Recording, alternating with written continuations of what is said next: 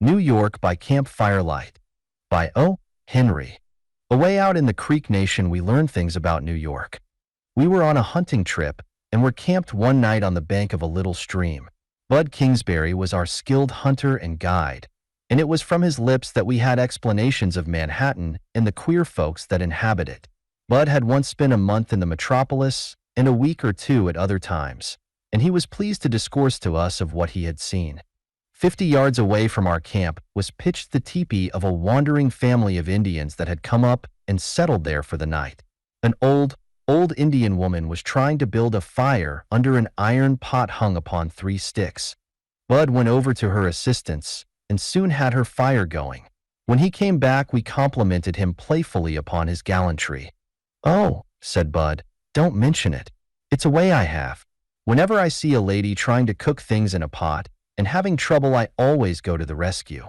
I done the same thing once in a high-toned house in New York City. Heap big society teepee on 5th Avenue. That Injun lady kind of recalled it to my mind. Yes, I endeavors to be polite and help the ladies out. The camp demanded the particulars. I was manager of the Triangle B Ranch in the Panhandle," said Bud. "It was owned at that time by Old Man Sterling of New York. He wanted to sell out, and he wrote for me to come on to New York and explain the ranch to the syndicate that wanted to buy. So I sends to Fort Worth and has a $40 suit of clothes made and hits the trail for the big village. Well, when I got there, Old Man Sterling and his outfit certainly laid themselves out to be agreeable. We had business and pleasure so mixed up that you couldn't tell whether it was a treat or a trade half the time. We had trolley rides and cigars and theater roundups and rubber parties." "Rubber parties?" said a listener, inquiringly. "Sure," said Bud. "Didn't you never attend him? You walk around and try to look at the tops of the skyscrapers. Well, we sold the ranch, and Old Man Sterling asks me round to his house to take grub on the night before I started back. It wasn't any high-collared affair, just me and the old man and his wife and daughter, but they was a fine-haired outfit all right, and the lilies of the field wasn't in it. They made my Fort Worth clothes carpenter look like a dealer in horse blankets and G-strings. And then the table was all pompous with flowers, and there was a whole kit of tools laid out beside everybody's plate. You'd have thought you was fixed out to burglarize a restaurant before you could get your grub. But I'd been in New York over a week then, and I was getting on to stylish ways. I kind of trailed behind and watched the others use the hardware supplies, and then I tackled the chuck with the same weapons. It ain't much trouble to travel with the high flyers after you find out their gait. I got along fine. I was feeling cool and agreeable, and pretty soon I was talking away fluent as you please, all about the ranch in the West, and telling him how the Indians eat grasshopper stew and snakes, and you never saw people so interested. But the real joy of that feast was that Miss Sterling. Just a little trick she was, not bigger than 2 bits worth of chewing plug, but she had a way about her that seemed to say she was the people, and you believed it. And yet, she never put on any airs, and she smiled at me the same as if I was a millionaire while I was telling about a creek dog feast and listened like it was news from home. By and by, after we had eat oysters and some watery soup and truck that never was in my repertory, a Methodist preacher brings in a kind of camp stove arrangement, all silver, on long legs, with a lamp under it. Miss Sterling lights up and begins to do some cooking right on the supper table. I wondered why Old Man Sterling didn't hire a cook, with all the money he had. Pretty soon she dished out some cheesy-tasting truck that she said was rabbit, but I swear there had never been a Molly Cottontail in a mile of it. The last thing on the program was lemonade. It was brought around in little flat glass bowls and set by your plate. I was pretty thirsty, and I picked up mine and took a big swig of it. Right there was where the little lady had made a mistake. She had put in the lemon all right, but she'd forgot the sugar. The best housekeepers slip up sometimes. I thought maybe Miss Sterling was just learning to keep house and cook. That rabbit would surely make you think so. And I says to myself, "Little lady, sugar or no sugar, I'll stand by you." And I raises up my bowl again and drinks the last drop of the lemonade. And then all the balance of 'em picks up their bowls and does the same. And then I gives Miss Sterling the laugh proper, just to carry it off like a joke, so she wouldn't feel bad about the mistake. After we all went into the sitting room, she sat down and talked to me quite a while.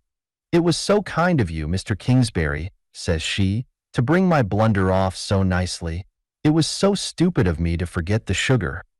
Never you mind, says I.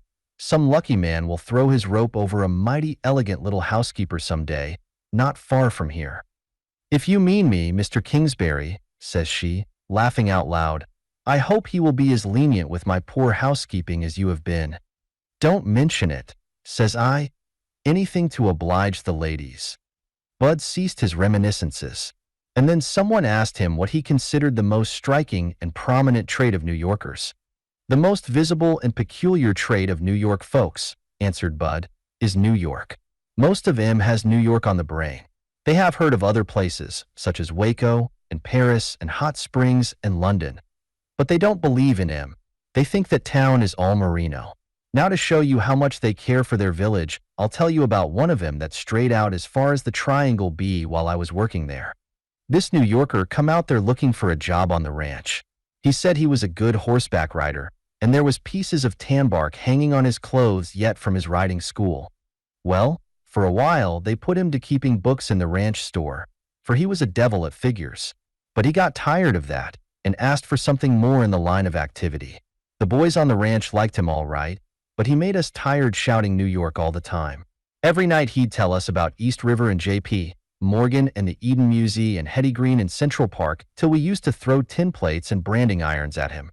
One day this chap gets on a pitching pony, and the pony kind of sidled up his back and went to eating grass while the New Yorker was coming down. He come down on his head on a chunk of mesquite wood, and he didn't show any designs toward getting up again. We laid him out in a tent, and he begun to look pretty dead. So Gideon Pease saddles up and burns the wind for old Doc Sleeper's residence in Dogtown, 30 miles away. The doctor comes over, and he investigates the patient.